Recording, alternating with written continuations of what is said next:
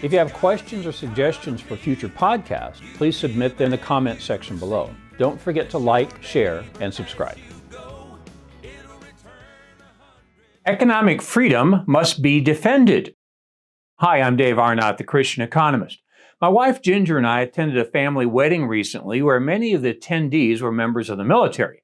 I mentioned to a small group my typical phrase, "Thank you for your service to our country." Then added, just like our national freedom needs defending, so does our economic freedom.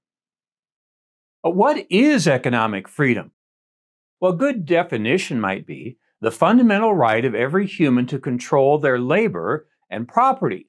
In an economically free society, individuals are free to work, produce, consume, and invest in any way they please. For a member of the military, it means you had the economic freedom to control your labor by joining or not joining the military. I will argue that Milton Friedman was the greatest economist of the 20th century, and he gets most of the credit for ending the draft with the simple assumption that a volunteer force is more motivated than a conscripted force. In a committee meeting on the topic, Friedman asked General Westmoreland, quote, "Would you rather command a slave force?" End quote. Now, that totalitarians and socialists like to command labor is not my subject today. I've unpacked some of that in podcast number 61, titled Socialism and Slavery. I pointed out to some of the wedding party that we attended last weekend that one of the first books on economics by Ludwig von Mises was titled Human Action, because economics is about more than money. It's about how you use your freedom to produce and distribute goods and services. Obviously, serving in the military provides a service. Friedman was correct. Those who freely volunteer to serve are more motivated than those whose freedom is taken away from them as conscripts. There's an abundance of scriptural support for economic freedom. It's the first of the 10 biblical commandments of economics that Sergei Sedamatov and I wrote about in our book, titled Biblical Economic Policy. The fallen nature. The Christian worldview contains three elements: creation, fall, redemption. Perhaps the most dangerous assumption in national freedom is to assume there is no fallen nature. Actually, it's the most dangerous in economics as well. But I want to explain national freedom first. When the Soviet Union fell in 1989, the Cold War was over. And in the decade of the 1990s, the Clinton administration quickly traded guns for butter. 3 books in a 13-year period predicted a safe, secure future world consistent with President Clinton's move to a peacetime military. All 3 books were wrong because they denied the fallen nature. The first book, it was in 1992, and it was written by Francis Fukuyama. It explained in his book, titled The End of History and the Last Man, that history records when a country knocks off its neighbor. Since we seem to be in a period of relative calm, Fukuyama predicted that would not happen again. The second book, it's 1998, it was written by Jürgen and Stanislav, and it was called The Commanding Heights. They assumed that all developed nations had some sort of democratic government and relatively free market capitalist economics. Finally, the third book. Even after the terrorist attack of the World Trade Center towers in 2001, Thomas Friedman wrote The World is Flat in 2005 and predicted a world of peace and harmony where individuals would trade freely across borders. Then Russia took Crimea in 2014 and invaded Ukraine in 2022. The lesson is simple. We must continue to assume that humans are fallen. Yes, they can rise above their fallenness, but to assume that they will do that on a general basis is a dangerous assumption, both in national and economic freedoms. My favorite measure of economic freedom comes from the Heritage Foundation, which releases an annual report. This year, the U.S. ranks 25th, the lowest in the history of those rankings. Heritage explains the U.S. situation in this way, quote, "The U.S. economy faces enormous challenges. Big government policies have eroded limits on government, public spending continues to rise, and the regulatory burden on business has increased. Restoring the U.S. economy to the status of free economy will require significant changes to reduce the size and scope of government, end quote from the Heritage Organization. Fiscal policies. Let's review a few of them. First, spending. Federal government spending is projected to be $6.1 trillion this year. President Biden's own proposed 2024 budget would be 55% higher than Trump's spending in 2019. And his budget projections, that's Biden now, are even more alarming. His 2024 proposed budget has spending that would reach the $7 trillion threshold in 2025, $8 trillion in 2028, $9 trillion in 2031, and $10 trillion in 2033. The old axiom is true. As government gets bigger, individuals get smaller. Dennis Prager says it this way, quote, "The bigger the government, the smaller the citizen. This is one of the most important realizations about society you will ever have. In fact, this understanding is the primary reason for America's unique success as both a free and affluent society. Everything gets smaller as the government gets bigger. Liberty gets smaller, individuality gets smaller, goodness gets smaller, and human character gets smaller. This is not a point on behalf of a political party. It is simply an observable fact, and it's just common sense," end quote from Dennis Prager. Economic freedom is decreased when government spending increases.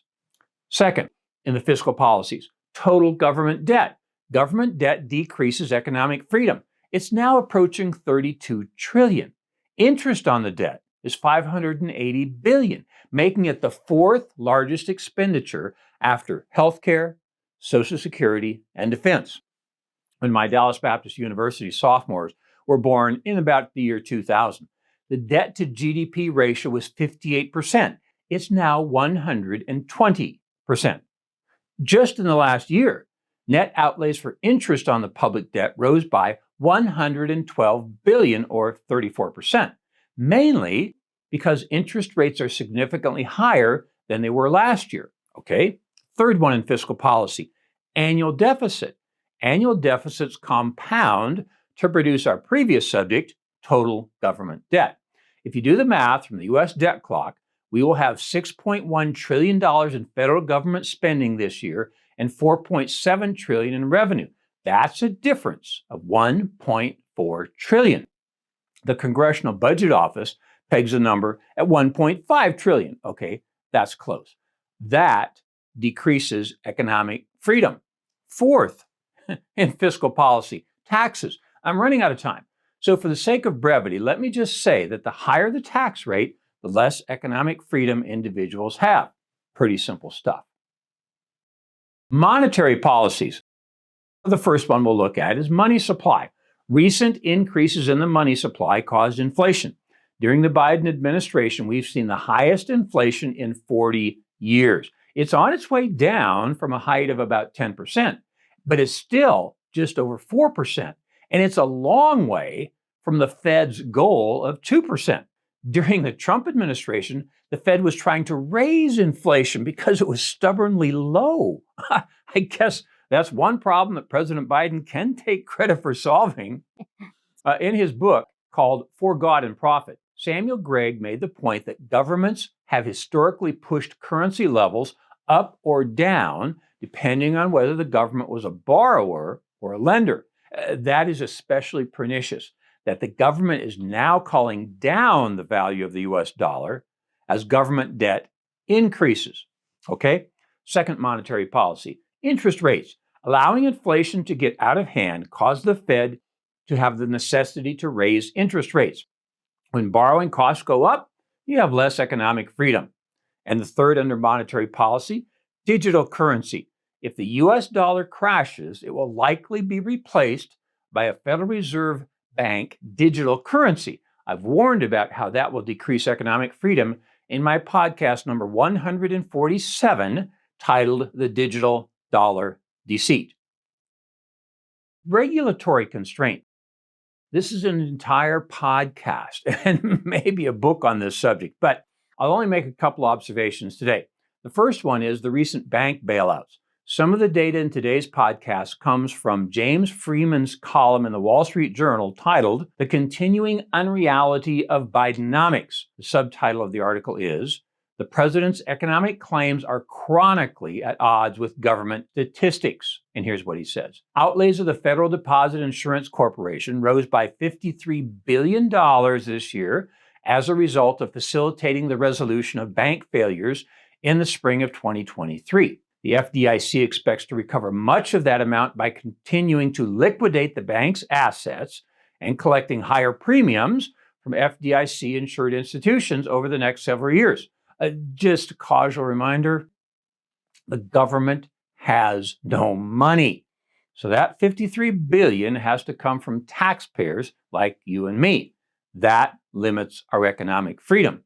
And the second one under regulatory constraint today, student loan forgiveness. That's the title of my podcast, number 137. Outlays of the Department of Education increased by $48 billion, or 49%, primarily because earlier in this fiscal year, the administration recorded the costs associated with the final rule concerning student loans. How does this lower your economic freedom? Again, the government has no money. It has to come from taxpayers, and that's you. Simply, the less money you're allowed to keep, the less economic freedom you have. President Biden didn't say much in his 2020 presidential campaign, which was mostly conducted from his basement. But I don't remember his promise to lower your economic freedom. And that's clearly what has happened in fiscal, monetary, and regulatory changes over the last 29 months of his presidency. I continue to think about the Greek myth of Sisyphus, rolling that stone up the hill every day. It's a good metaphor for national economic freedom. When we stop pushing economic freedom up the hill, the stone of socialism will roll down it on the road to serfdom. I'm Dave Arnott, the Christian Economist. Fear God, tell the truth, earn a profit. See you next time. For more information, please visit us online at davearnott.com. If you have questions or suggestions for future podcasts, please submit them in the comment section below. Don't forget to like, share, and subscribe.